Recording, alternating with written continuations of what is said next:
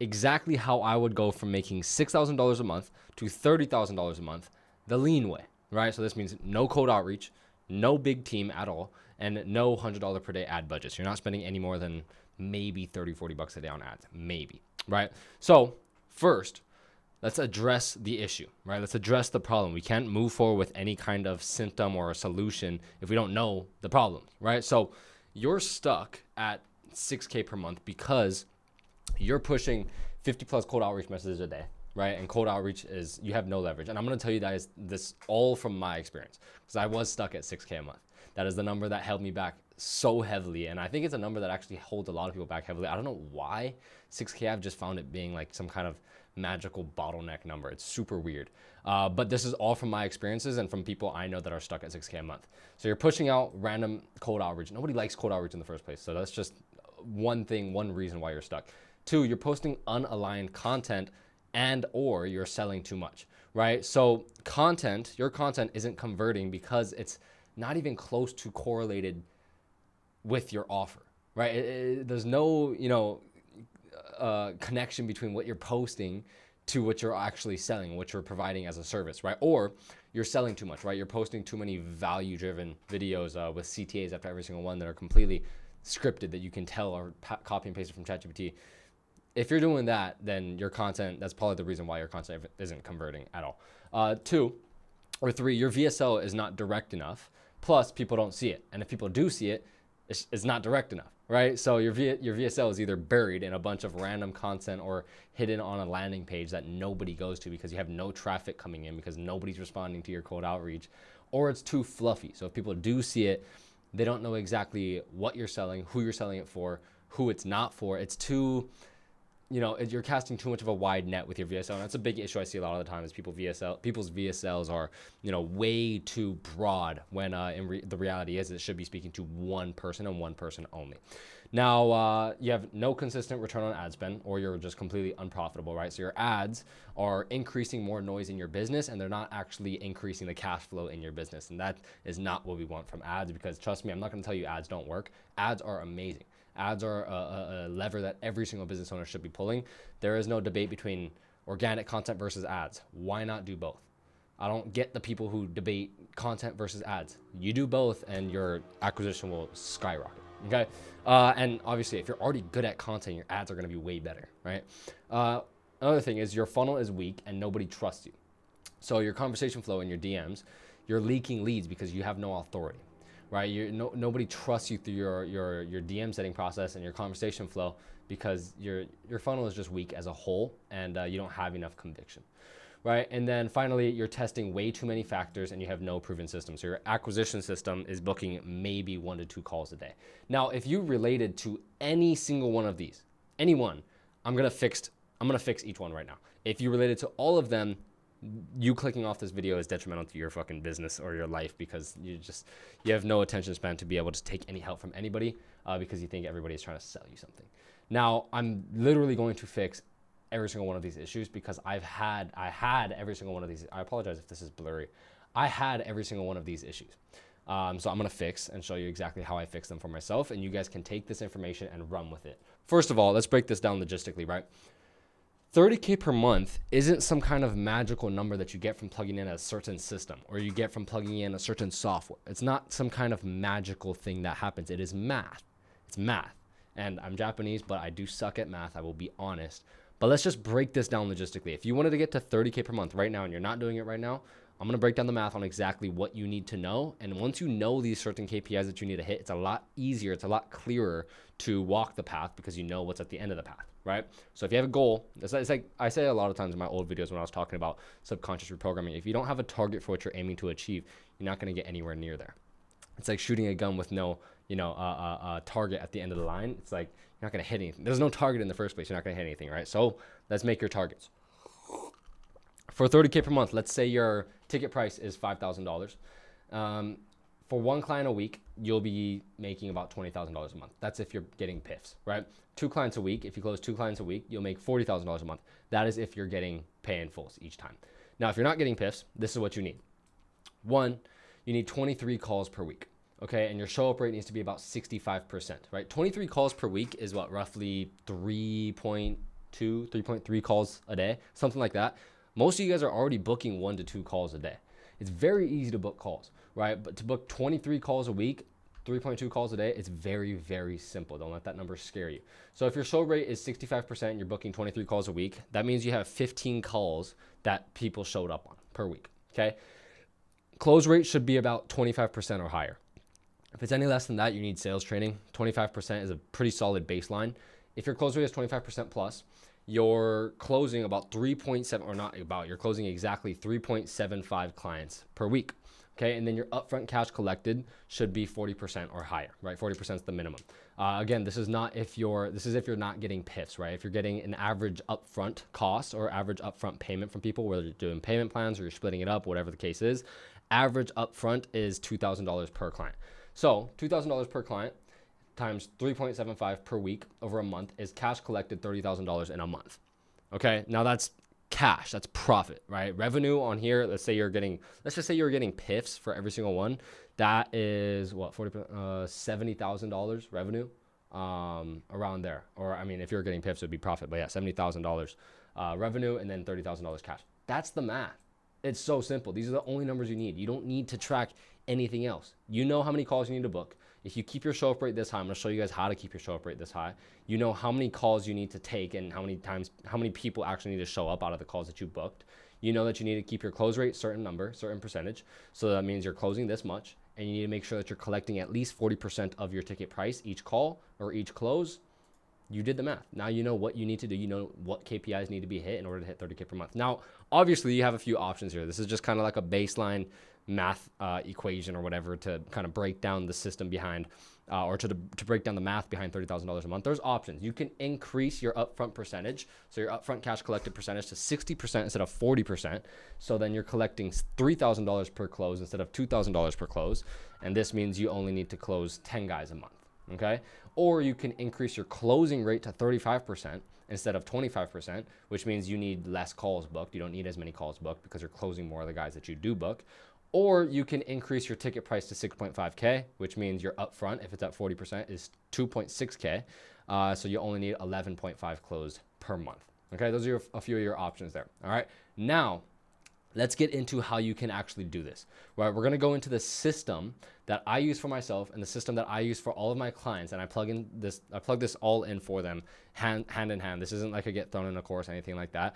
I only work on like 9 to 10 guys a month, and the reason behind that is because I work one-on-one with each one of my students. We do one-on-one calls every single week, so I'm very, very in the trenches with you guys. I'm rolling up my sleeves and making this work. So I'm gonna show you exactly what I would do. Now, first things first, you need crystal clear positioning. The reason behind this is because your offer needs to be one of one. There's no negotiating there. It needs to be a one of one offer. Okay, your competitors need to look generic when they're standing next to you. No matter what your competition looks like, they need to look like they have generic offers standing there. You can't have a absolute shitty offer and think systems are going to fix it. The offer is the foundation of everything. Most of you guys already have good offers, so that's the thing. And the offer usually isn't what's killing you. And also your messaging needs to speak directly to your top ICP and solve a specific problem. I'll explain exactly what I mean by your top ICP here. So how we get crystal clear positioning is, number one, we need to get clear on who your top ICP is. This is an ICP pyramid, right? The bottom here is people who you wouldn't necessarily target in your ads. These aren't people who you would really want to work with, but it's people who you know you could probably help them. Let's say you're a fitness coach and you want to work with guys who are already, maybe they're 40 pounds overweight and they're in their 30s and 40s. Okay, 30 pounds overweight, 30s and 40s. Maybe the bottom of the pit ICP would be somebody who is 90 pounds overweight and they're in their 50s. Someone you wouldn't necessarily want to work with, but you can still help them. Now, the top of the top ICP is going to be the best person that you want to work with. Map out the perfect person who is ready to pay in full in the DMs. People who are ready to get to work ASAP. What is their mindset like? How do they look? What kind of content do they consume? What do they do on a day-to-day basis? What kind of job do they have? Map out everything you need to know about this ICP. That is the top of the top ICP, the person who is going to pay in full instantly, right? Now, you want your messaging to be targeted towards the top of the top ICP because you're always going to get people below this line. If you're speaking to people above this line, you're always going to get people below, But a lot of what you guys do is your ICP, you're in your content, you're speaking to people down here, and you're going to get people even further below that. Does that make sense? That's why you get guys from India trying to pay for your services with, like, I don't know, 4 years of splitting it up. I don't know, something crazy like that, right? This looks really weird now. It looks like that character from Gravity Falls. Anyway, curate a unique mechanism. This is another very important one. When your mechanism fits their problem exactly, and a unique mechanism isn't just about having a cool name for your system. It's having an actual unique mechanism, a unique way that gets people from point A to point B, right? If I was a fitness coach, I could tell you, hey, body recomposition, what we're going to do is we're going to lower your calories and we're going to increase the amount of calories you're burning per week. It's so much fun. It's not fun. Nobody wants to buy that, right? It works, but it's not fun. It's not appealing, right? And it doesn't fit the exact pain point I'm in because I don't have time to track all my calories. Versus if I had an offer where I was like, hey, we're going to track all of your calories for you. I'm going to send somebody to your house to get a full BMI.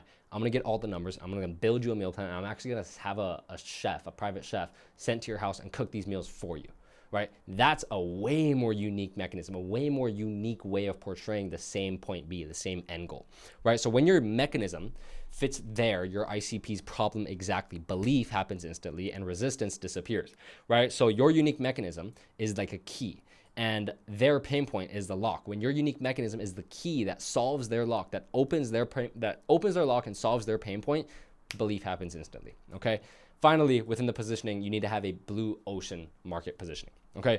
A lot of you guys have red ocean market. Okay. You're saying the same thing as everybody else. You're talking about features in your offer instead of the differentiators in your offer. You're focusing on the process instead of the outcome, right? So for example, if we're talking about a mindset program, 6-week mindset program, vague example, but you get the point. Now, a blue ocean market example is where you're selling the what, not the how. Okay. You can see there's 3 fish in here versus however many are in here.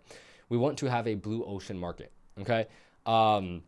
A blue ocean offer. So don't just sell the what. You want to create a new category, new perception, or sell the shift or change the shift of the game completely, right? Shift the game completely is what I mean by that, right? So don't try to sell the same features as everybody else. Show what differentiate yourself from other people and shift the entire game of your audience and your market completely.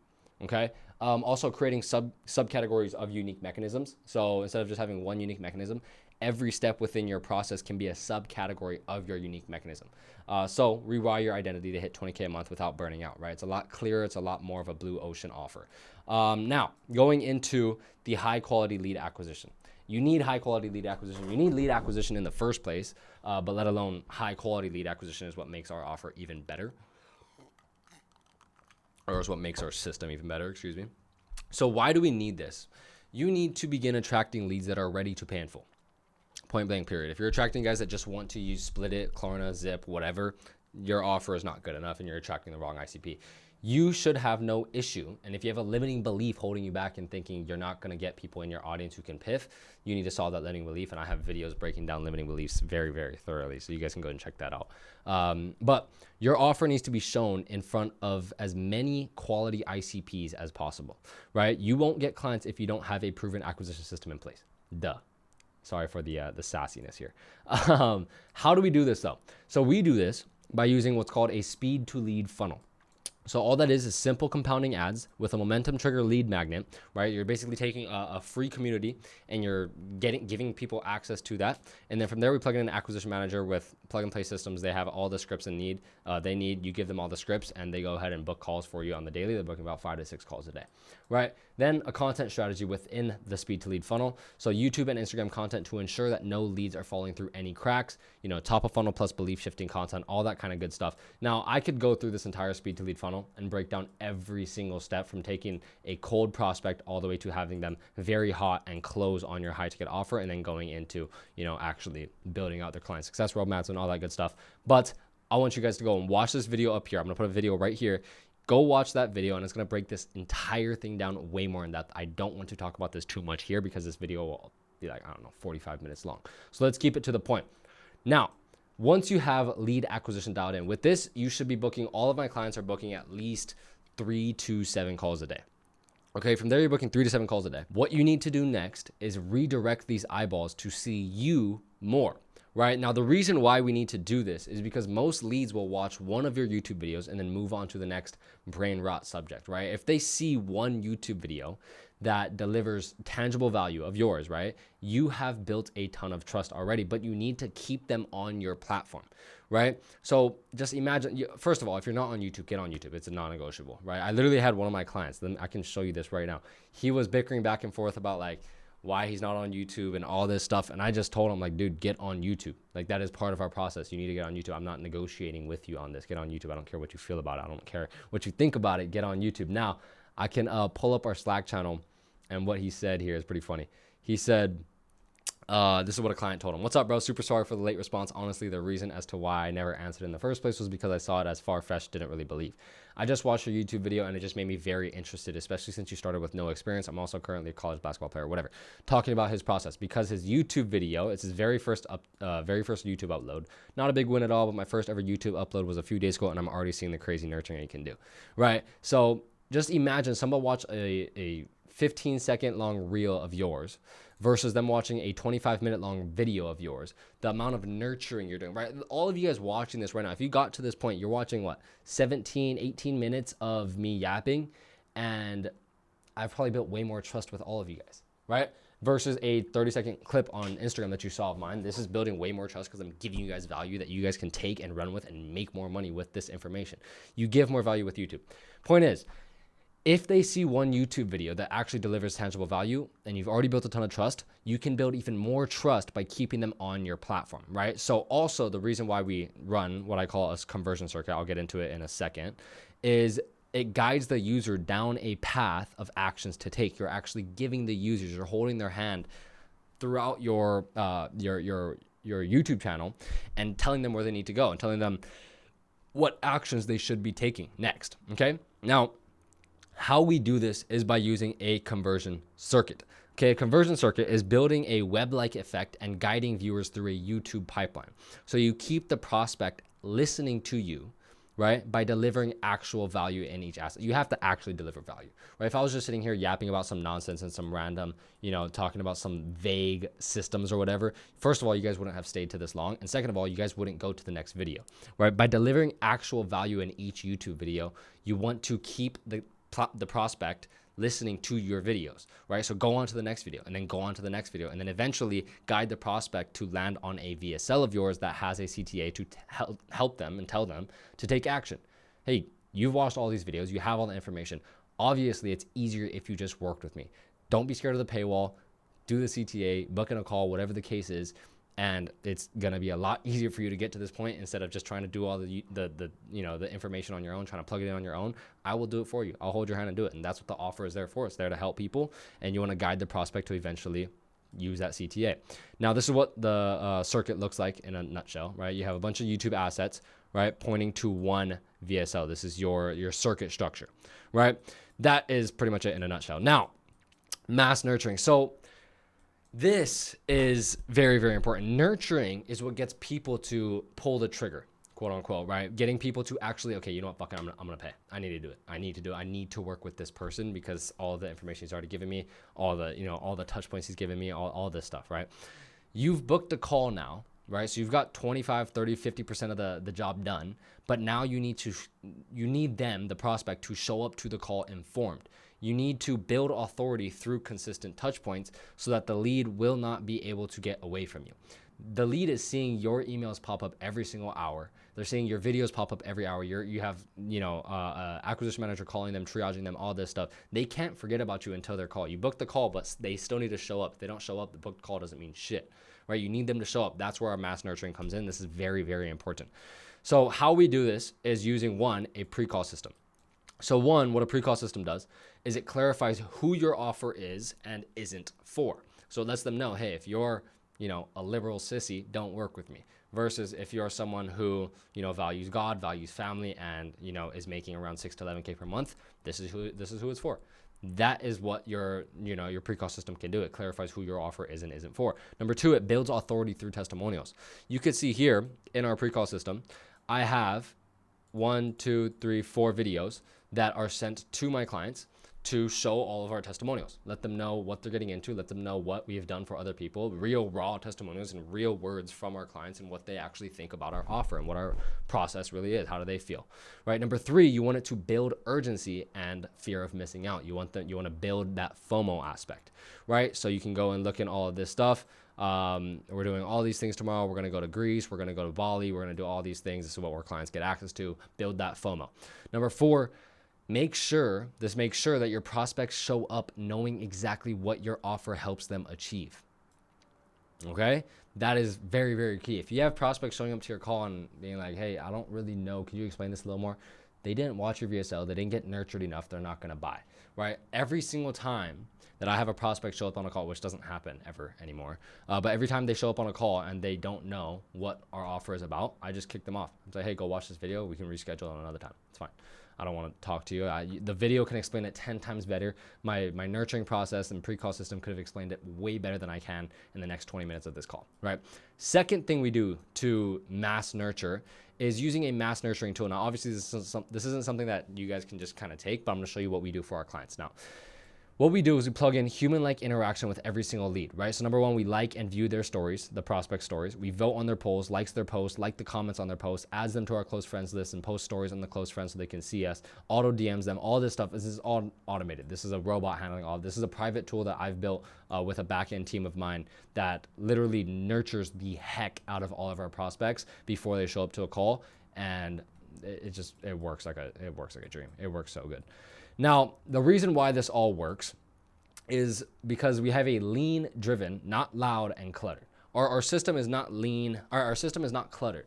It's very, very lean. We have one team member. We're spending $20 to $50 a day on ads, right? Obviously, depending on your budget, feel free to spend $75 to $100 a day.